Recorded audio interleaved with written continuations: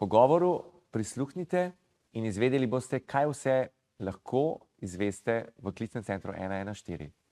Nudimo celovite informacije glede dolgotrajne oskrbe, od prve storitve oskrbovalca družinskega člana do dolgotrajne oskrbe na domu, do informacij glede, kako poteka to v domovih za starejše, poleg tega e-oskrba in ostale storitve, tako da pokličite in z veseljem vam bomo pomagali. Ekipa je prijazna, nikogar ne pustimo brez odgovora in tudi ni potrebno, če pokličete k nam na 114, nikoli pritiskati nobenega gumba in se pogovarjati z računalnikom, kajti dobite vedno prijaznega svetovalca. Hvala.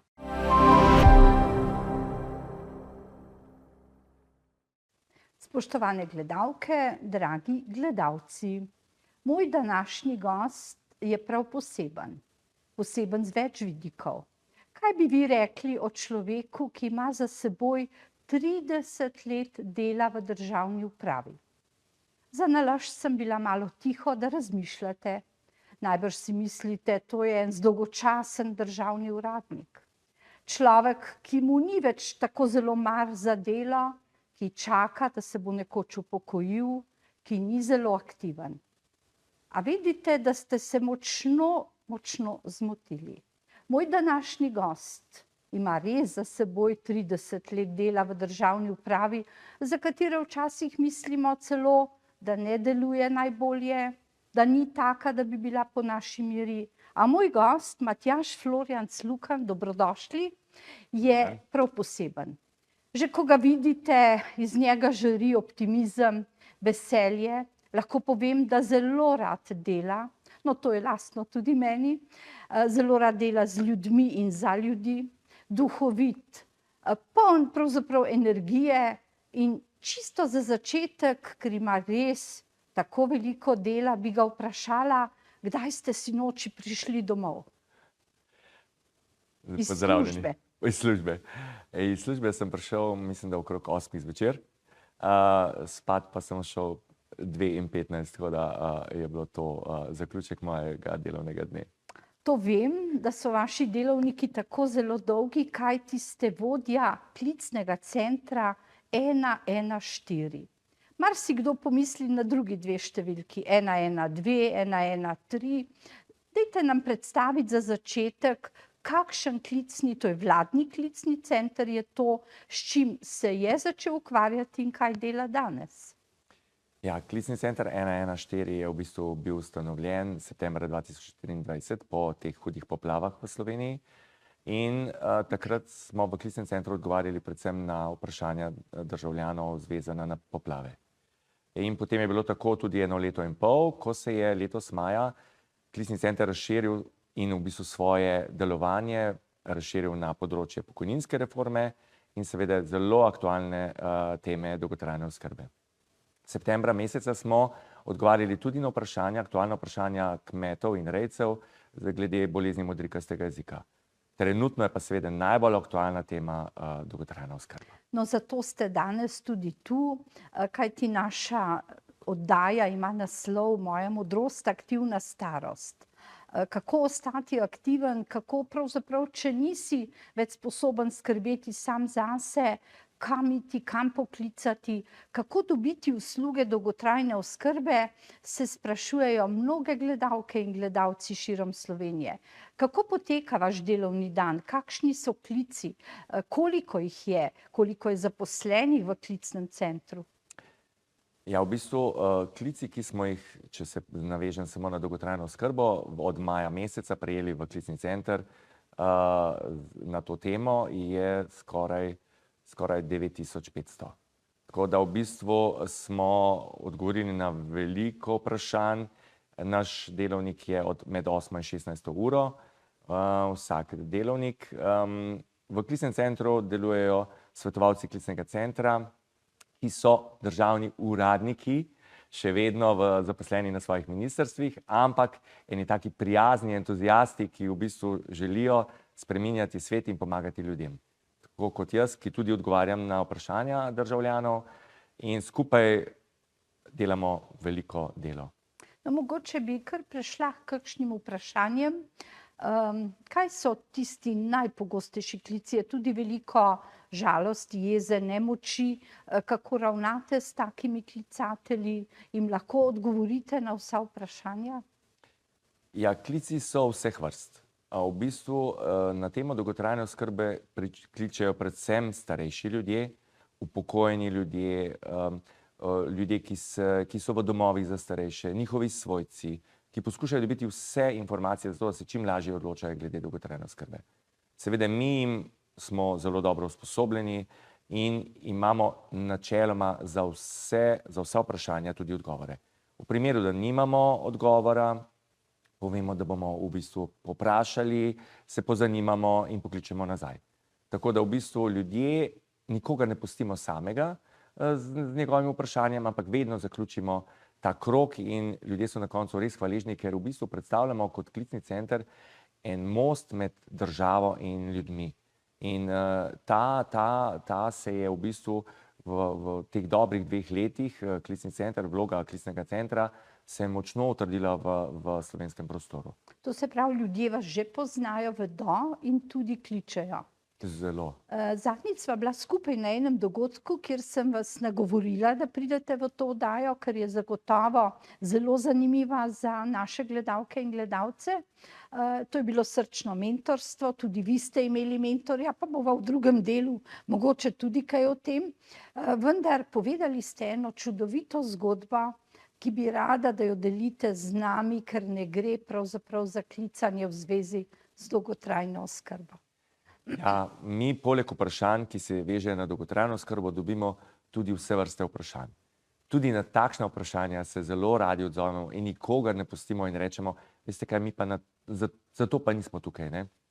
In če povem to zgodbo, v bistvu je bila to, jaz sem bil ravnokar tudi na telefonski liniji in sem dobil klic gospe Ivanke, ki je v bistvu želela govoriti z gospo Matejo. Z Matejo je rekla, da bi želela govoriti z Matejo. In seveda mi nobene Mateje na žalost nimamo v klicnem centru in sem jaz potem pomislil, da morda pa gospa pozna kakšno Matejo in sem jo poprašal, a bi vi želeli morda, da vam mi pokličemo gospo Matejo, ne? In je rekla, ja, seveda. In potem gospa je bila starejša in sem jo prosil, če ima slučajno telefonsko številko. In je mi povedala tako v bistvu 014 600 209, bom rekel na pamet, ne? In v bistvu številka ni bila prava. Jaz sem to gospo poklical na to številko, je nisem dobil. Sem poklical gospo Ivanko nazaj, sem povedal, da tale številka najbrž ne bo čist prava.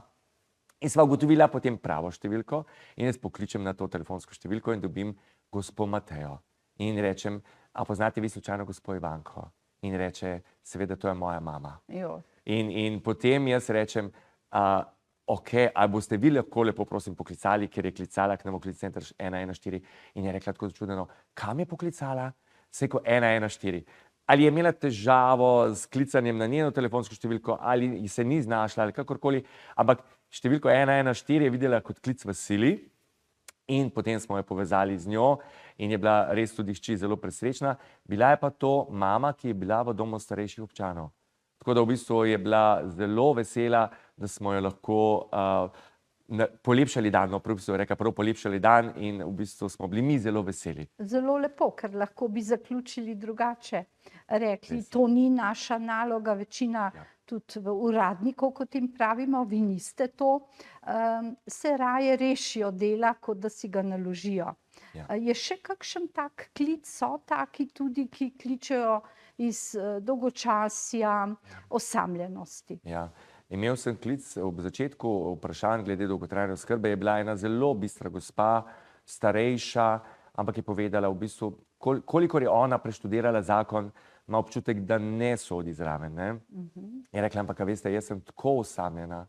Je rekla, jaz bi vse dala za to, da bi se 1 uro na dan lahko pogovarjala z nekom. Je rekla, če bi to šlo v okviru dolgotrajne oskrbe, pa sva seveda skupaj ugotovila, da na žalost to zakon ne pokriva, ampak jaz sem ji potem rekel, lejte gospa, ko boste vi imeli ta občutek, da bi želeli s kom govoriti, vi kar k nam pokličite. Mi bomo z veseljem se tudi z vami pogovarjali, tako da imamo ogromno klicev, ki se v bistvu ljudje na nas obrnejo tudi za številko lekarne, ki jo nujno potrebujejo v tistem trenutku, pa nikogar ne odvrnemo. Mi imamo pred sabo računalnik in to nam je najmanjša težava, podati eno informacijo, ki pa človeku v tistem trenutku lahko pomeni ogromno ali pa vse. Zelo lepo. Za ta prvi najin del naj bo dovolj. V drugem delu in tretjem bova spregovorila konkretno o tem, kaj nudi dolgotrajna oskrba, kako začeti to pot, kaj se na njej dogaja, morda ovire. Tako da zaenkrat hvala, Matjaž. Hvala.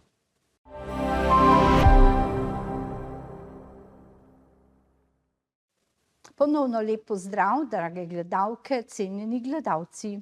Še vedno je isti gost, in sicer vodja klicnega centra 114. Najbrž sedaj že veste, zakaj lahko tja kličete. Predvsem, če vas zanima kaj o dolgotrajni oskrbi, morda še vedno kaj o poplavah, vendar to mislim, da je že nekako odmaknjeno.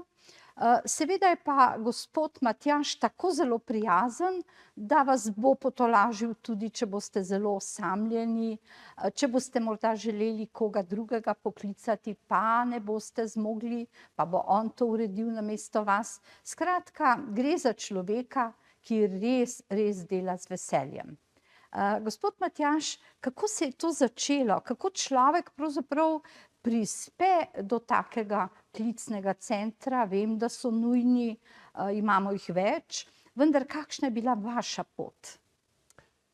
Jaz sem v bistvu 20 zadnjih let delal, še vedno delam na Ministrstvu za zunanje zadeve, in ko sem v svojih dolgoletnih izkušnjah prišel do tega, da v bistvu zelo rad delam z ljudmi, so to seveda začutili tudi vsi moji sodelavci in vodstvo, in sem bil vključen tudi v okviru ministrstva v vse dogodke, ki so bili vezani na delo z ljudmi. Tako sem v bistvu tudi svetovalec za mobbing na Ministrstvu za ohranjanje dostojanstva. Sodeloval sem v okviru ministrstva na Blejskem strateškem forumu kot oficir za zvezo za najvišje državnike in goste, ki so prihajali na naš forum.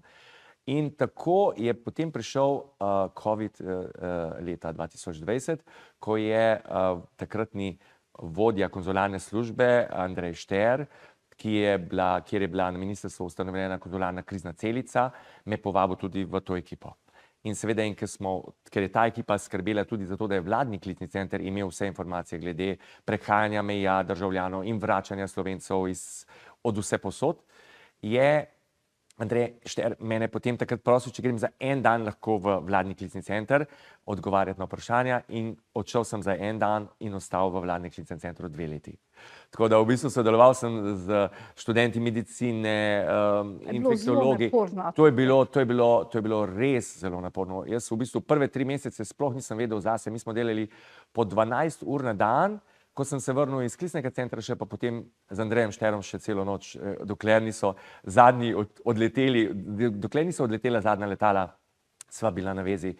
In tako v bistvu sem potem, ko sem preživel te 2 leti v klicnem centru za COVID, v bistvu dojel, da to je bila grozljiva situacija in kar nas je vse doletelo, ampak hkrati pa neprecenljiva izkušnja, kar se tiče dela. In ko so bile poplave 2023, se je pojavil klic Andreja Štera, ki je postal vodja klicnega centra, in je rekel, ali mi prideš prosim pomagati. In sem v tistem trenutku vedel, da je to. In tam v klicnem centru sem že 2 leti in 3 mesece, tako da je to očitno moja pot. Da se dobi pravzaprav takega človeka, ki tudi navdihuje druge. Zagotovo so vaše sodelavke in sodelavci veseli, da imajo takega vodja, tako kot ste bili vi veseli Andreja Štera. Vsi si ga spomnimo pravzaprav ravno po vseh teh prizadevanjih, da bi se v času covida ljudje vrnili od vse povsod. Vem, da je bilo težko, in zdaj, ko vas poslušam, koliko ste delali, zagotovo gledalke in gledalci ne vedo, kaj pomeni preživljati tako težko obdobje, kot je bil COVID, v nekem centru, kjer pravzaprav si na udaru, kjer vsi pričakujejo nekaj od tebe. Je bilo tudi veliko jeznih klicev, ali so bili veseli, da jim pomagate? Ja, to so bili predvsem hudi klici v bistvu. Študenti medicine so bili prvi, ki so sprejemali klice, in mi smo bili za njihovo podporo vsem na voljo. In moram reči, da je bilo v dnevih tudi več kot 1500 klicev dnevno, in bili so med njimi tudi hudi klici. v bistvu grozili so študentom, ki so se oglašali. V zvezi s cepljenjem? S cepljenjem, s prehajanjem meja, s prehajanjem v drugo občino. V bistvu tako je bilo, da so nekateri od študentov v bistvu prav obupali in niso mogli več to opravljati, zaradi tega, ker jim je tako sedlo na dušo in so sami potrebovali v bistvu, da se umaknejo od tega. Tako da to ni bilo enostavno obdobje. Kaj pa potem, ko je prišel ta klic v zvezi s poplavami, torej vaš center namenjen je bilo tudi tako? Tudi to je bilo tako. Moramo vedeti, da v bistvu so nekateri ljudje izgubili popolnoma vse. Odneslo jim je hiše, to je bilo tako spomine, za vse, kar so živeli, za vse, kar so delali. Hvala Bogu je bilo res izjemno, mislim, da na prste zaprešteti samo par žrtev, ker je bila tako organizirana, dobra, reševalna akcija, zaščita, civilna zaščita in vse, da se je v bistvu pravočasno lahko vsaj ljudi umaknilo na varno. Ampak ljudje so ostali brez vsega in to so bile hude stiske, travme. Še danes v bistvu ljudje rešujejo situacije s poplavami, s sanacijo in povedo, da še vsak dež, ki se pojavi, vsako grmenje jih ponoči zbudi in ni lahko. Kaj pa v zvezi s preselitvami ljudi, je bilo tudi veliko razočaran, da morajo drugam, ali so se s tem sprijaznili? To je bilo od začetka izredno velik šok, na kar se je pokazalo, da v bistvu so tisti, ki so pametno to sprejeli kot nekaj, kar je prišlo na njihovo življenjsko pot in so znali to potem vzeti kot, da je pač vsaka stvar za nekaj dobra, so v bistvu zaživeli na novo in so si gradijo nove domove, so dobili odškodnino in moram reči, da so zelo hvaležni, da je v bistvu država znala na ta način prvič v bistvu poskrbeti, da je, ko se je taka huda stvar zgodila, da niso ostali ob strani, no.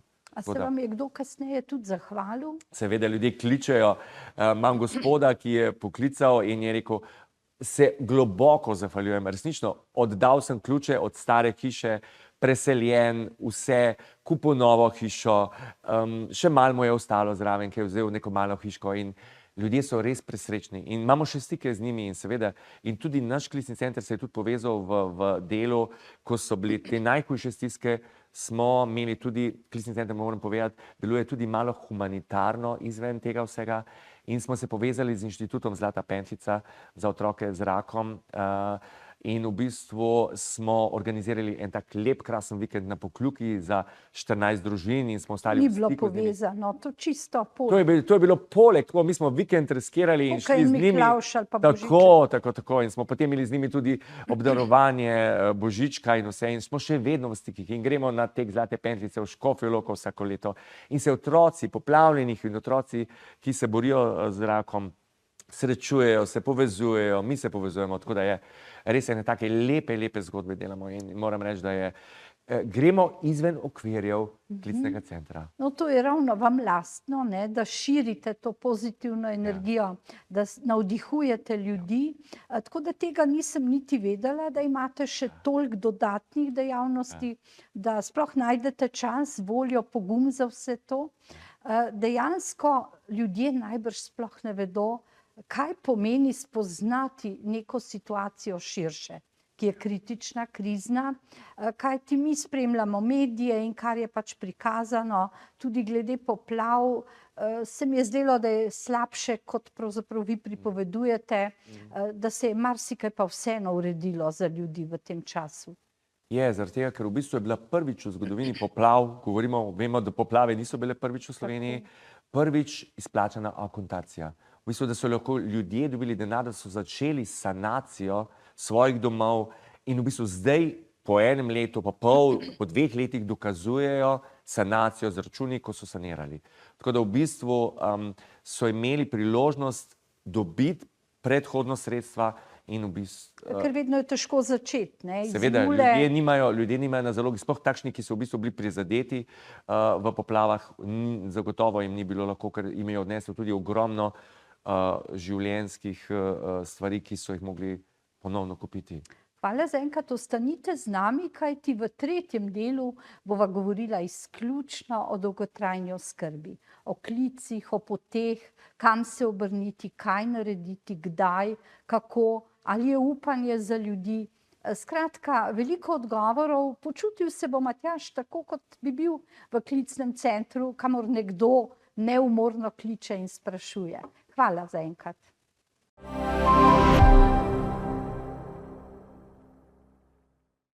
Lepo pozdravljeni ponovno v tretjem in zadnjem delu zelo zanimivega pogovora. Govorili smo o covidu, o klicnem centru v zvezi s to težko boleznijo in preizkušnjo, ki nas je doletela pred nekaj leti.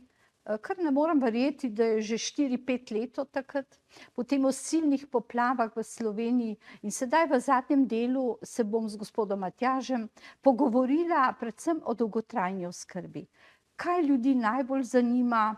In recimo za začetek, kliče vas neka gospa, recimo, da sem to jaz, od doma, ki še ne ve, ali bi imela lahko te usluge, ali ji pripadajo, mogoče tudi kaj s tistim gumbom za starejše, kaj pravzaprav komu pripada, ki je ta hip še doma, morda bi rad ostal doma, morda bi šel v dom. Kaj bi vi rekli? Ja, najprej lepo pozdravim gospo in poprašam, če lahko pove, kaj so v bistvu njene težave, da je v bistvu, ali je samo poklicala samo iz radovednosti, kaj jo čaka, ko bo imela težave? Starost je kaj pomembna? Tudi starost, ampak ne začnem s tem najprej, koliko je kdo star. Zlasti, če je ženska, ne? Ja, sploh posebej, če je ženska. Tako da, ko povedo, da imajo, naprimer, velikokrat se zgodi, da ljudje povedo, da so v glavi še zelo bistri, ampak telo ne uboga več. Ne? Ker najbrž tisti nebistri ne kličejo sami. Tako. Tiste kličejo svojci. In za takšne, ki pokličejo, gremo potem seveda počasi po vrsti in rečem, poglejte, če vi potrebujete določeno pomoč pri določenih dnevnih opravilih, osebni negi, karkoli, ki je To je tema. vsa pomoč tudi recimo v gospodinstvu. Seveda, to je prinašanje hrane, to je pomoč nakupovanja, pospravljanja, kuhanja, oblačenja, osebni negi, vse tako. V bistvu gre na celotno področje. Recimo, da imam 86 let, Ja. da nekako doma še hodim, si pomagam s palčko, ampak nisem pa stabilna. A bi mi priporočili tisti gumb, da recimo sorodnike obvestijo? Kako je s tem? To me sprašujejo ljudje. Seveda, to je storitev e-oskrbe in ta storitev e-oskrbe je namenjena vsem. Se pravi, vsi jo lahko dobijo brezplačno, tisti, ki so uvrščeni vsaj v prvo. Kam pa morajo iti? Se pravi, najprej morajo dati vlogo za dolgotrajno oskrbo in če so uvrščeni vsaj v prvo kategorijo, da so dobili vsaj minimalno najnižja 20 ur pomoči na domu, so avtomatsko upravičeni brezplačno od tega. A to na centru? Ja, na centrih za socialno delo, 16 vstopnih točk je v Sloveniji. V Ljubljani recimo je v Delovi stolpnici na Dunajski za celotno tole regijo, tako Ljubljano in širšo. Prideš lahko tja ali moraš klicati? Lahko pokličete, lahko potegnete vlogo iz interneta dol, lahko jo vam kdo prinese. Imamo tudi z Zvezo Društva upokojencev Slovenije dogovorjeno, da če kdo od starejših ne more do vloge, mi samo povemo, da če jim je to všeč, da jih pokliče nekdo od upokojencev in jim prinese vlogo, jim jo pomaga izpolniti, odnese na center za socialno delo. Tudi na ta način smo se povezali. A se mora tisti, ki bi želel podpisati, tako kot za dom, se podpiše, da pristaja na to. Tako, da vloži vlogo za dolgotrajno oskrbo. Morda še prej, da ne bom pozabil, starejši nad 80 let, ki nimajo potrebe po drugi pomoči, pa bi zaradi občutka varnosti doma radi imeli, ker ponavadi te živijo tudi sami, imeli tudi to storitev e-oskrbo, so pa tudi brezplačno upravičeni. Vsi nad 80 let, brez kakršnega koli zdravniškega potrdila. To je zelo zanimivo. Tukaj pa ni potrebno, ali pa potrebno na center? Ja, je posebna vloga, samo za uveljavljanje e-oskrbe, ampak tudi se da prinesti, odnesti, poklicati, sprintati in tako naprej. Ker nekako sem slišala, da to ureja Telekom, reklama. A to pomeni, da greš vseeno na center ali na Telekom? Ne, vloga se odda na centru. Ko dobiš odločbo za e-oskrbo, pa pošlješ odločbo z določenimi podatki, z davčno številko še na Telekom in potem iz Telekoma pokličajo in pridejo domov urediti. To je zelo zanimivo, sigurno za naše gledalke in gledalce. Torej, zdaj smo poskrbeli za tiste, ki bi radi bili doma malo bolj varni, predvsem pa tudi njihovi sorodniki, ki gredo na center, to dvignejo, dajo podpisati, to zdaj obvladamo. Zdaj gre pa za neko pomoč na domu, recimo gospodinjstvo, nega, umivanje, Ja. koliko pripada glede na kakšno kategorijo Ja. ljudem? Obstaja v dolgotrajni oskrbi 5 kategorij. 20, 40, 60, 80 in 110 ur pomoči. Ure? Ja. Na koliko? Na mesec, Na na mesec. mesec, tako. In na podlagi tega, kaj človek, kakšne omejitve ima človek, kje potrebuje pomoč, je svetovalka iz Centra za socialno delo ob obisku doma ocenijo tega človeka po enem točkovniku in mu dodelijo kategorijo. A pridejo na dom? Ja, pridejo na dom, v vsakem to poteka primeru? tako, v vsakem primeru to poteka v obliki pogovora in v bistvu tak prijeten pogovor, zato se potem dodeli kategorija. Zdaj se ne čudim, da je toliko dela Ja. za delavke centrov, če morajo k vsakemu na dom. Ja, ja. Je, ker je potrebno v bistvu se pogovoriti s človekom, kje bi potreboval pomoč. A veste, nekateri potrebujejo pomoč pri kuhanju, nekateri pri hoji, nekateri po stopnicah, nekateri pri osebni negi. Kaj pa, če ima recimo nekdo demenco, Alzheimerja, pa ni tako sposoben pripovedovati, a lahko to naredijo sorodniki? Seveda, to sodelujejo njihovi svojci, ponavadi so že tako pooblaščeni za to, ali so skrbniki uradno postavljeni, ampak seveda za to, da lahko nekdo dobi, sodelujejo zraven sorodniki pri pogovoru in vsem, tako da starejši ljudje so včasih zelo pogumni in Ja, ne radi hočejo, priznajo, da potrebujejo pomoč in zato je zelo pomembno, da tudi svojci sodelujejo pri tem, zaradi tega, ker v nasprotnem primeru morda ne bi dobili prave kategorije. Pa so že ti ljudje na voljo, ki bodo prišli pomagati? Je to v Sloveniji? Je sistem dolgotrajne oskrbe na domu je že zaživel, sklepajo se že prvi osebni načrti in so že začeli z izvajanjem tudi na domu. Se pravi, ljudje imajo določeno število ur in se dogovarjajo za obisk na domu in tako naprej. In to je brezplačno? In seveda, to je vse brezplačno, to moram poudariti, To je zelo pomembno, da ljudje vedo. da je ta prispevek za dolgotrajno oskrbo, ki ga vsi plačujemo od 1. julija dalje, ravno to namenjen temu, da bodo vsi lahko imeli to oskrbo brezplačno. In seveda še dodatne storitve, kot je na primer e-oskrba. Mogoče še eno tako boleče vprašanje, ker ljudje sprašujejo, kaj mi bodo pa vzeli. Torej, penzija ostaja, kaj pa, če imajo ta dodatek, to so trije, najnižji, a tega morajo potem ob tej pomoči kdaj in koliko prepustiti? Se pravi, tisti, ki prejemajo dodatek za pomoč in postrežbo, ki ga tako ali tako ni več od 1. decembra moč dobiti na novo, je ob sklenitvi osebnega načrta se jih seznani, da jim ta se ukine.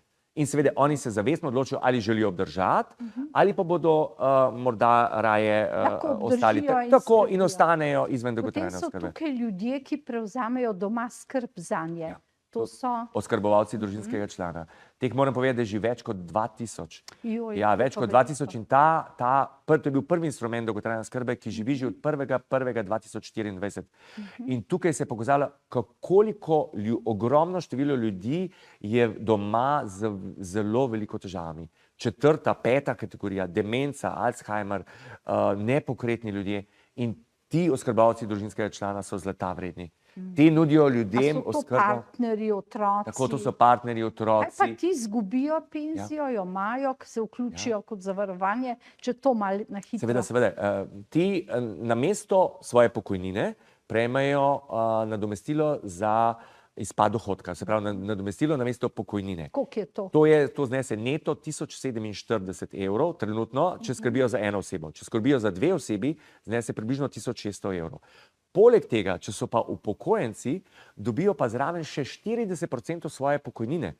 To pomeni, da dobijo poleg 1047... Če niso izkoristili prej, ne? Tako, ne, tudi, se pravi, če so oskrbovali družinskega člana in če so upokojenci, ki so že vsa leta skrbeli za svojca, pa zato niso nič prejemali, dobijo sedaj poleg tega nadomestila še 40% svoje pokojnine. Tako da je to se kar lepo sliši. Zelo lepo se sliši. Kako boste pa to odsotnost, imajo pravico do dopusta? Tako, imajo pravico do 21... Ja, imajo pravico do 21 dni dopusta na leto, ko bo se zagotovilo, seveda pa vnaprej napovedanem času, ko ne bodo mogli skrbeti za svojca, se bo v bistvu poskrbelo tudi za te ljudi, da bojo lahko ostali doma in ne bodo potrebovali za ta čas. Čas tako teče, da zagotovo boste imeli na klicni številki 114 4 še veliko klicev, ker nisva uspela na vse odgovoriti. Če si pa v domu samo na hitro, imava še 30 sekund, pa poskrbi dom zate, a se vključiš v dolgotrajno ali ne. Tako, to je bilo vsi so mogli, oskrbovanci, ki so želeli vstopiti v sistem dolgotrajne oskrbe, so morali do 30. novembra oddati soglasje. In zdaj tisti, ki so oddali soglasje, podpisujejo osebne načrte, ki jih je treba podpisati do 31. decembra.